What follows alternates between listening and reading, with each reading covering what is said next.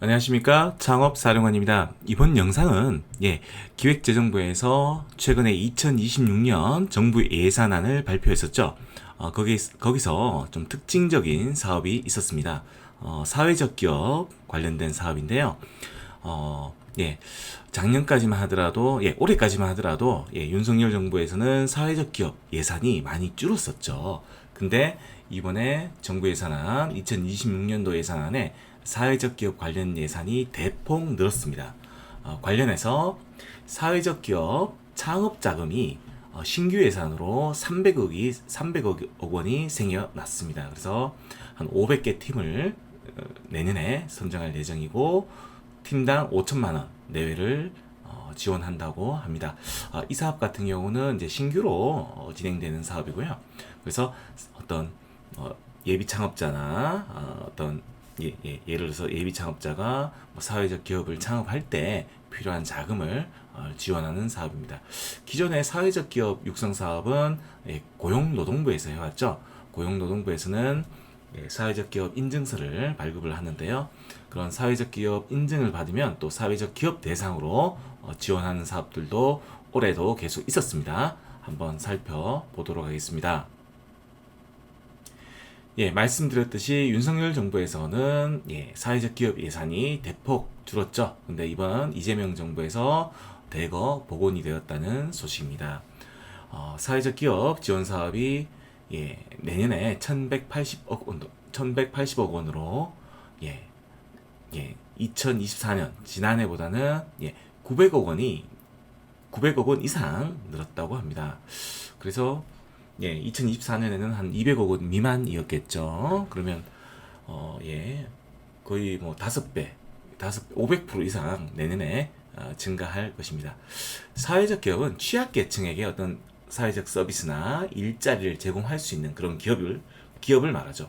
그리고 지역사회에 공헌하고 어떤 사회적 문제를 해결해 줄 수 있는 그런 아이템을 가지고 있는 기업을 사회적 기업이라고 말합니다.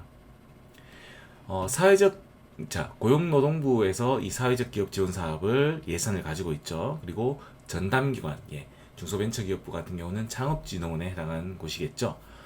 고용노동부 산하인 한국사회적기업진흥원에서 이 사업을 수행하고 있습니다. 한국사회적기업진흥원 홈페이지에 들어가시면 사회적 기업 유형이 나옵니다. 그래서 사회 서비스 제공형, 취약계층에게 사회 서비스를 제공하는 기업, 그리고 취약계층에게 일자리를 제공하는 기업, 그리고 지역사회에 공헌하는 그런 서비스를 제공하는 기업, 그리고 혼합형과 기타 창의 혁신적인 문제로 사회적 문제를 해결하는 기업을 사회적 기업의 유형으로 분류를 하고 있고, 이 유형에 해당되시면 사회적 기업으로 신청하실 수 있습니다. 사회적 기업의 인증 절차도 한국 사회적 기업 사회적 기업 진흥원에 있는데요.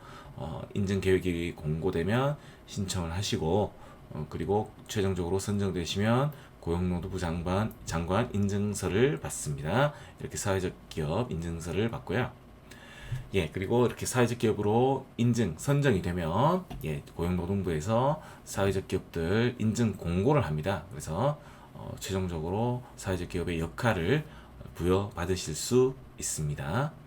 물론 예비 사회적 기업이라는 제도도 있습니다. 그래서 예비 사회적 기업들도 고용노동부 사업들에 신청을 하실 수가 있고요. 물론 신청 절차 후 선정이 끝나면 이렇게 예비 사회적 기업으로 공고하는 그런 절차를 갖습니다.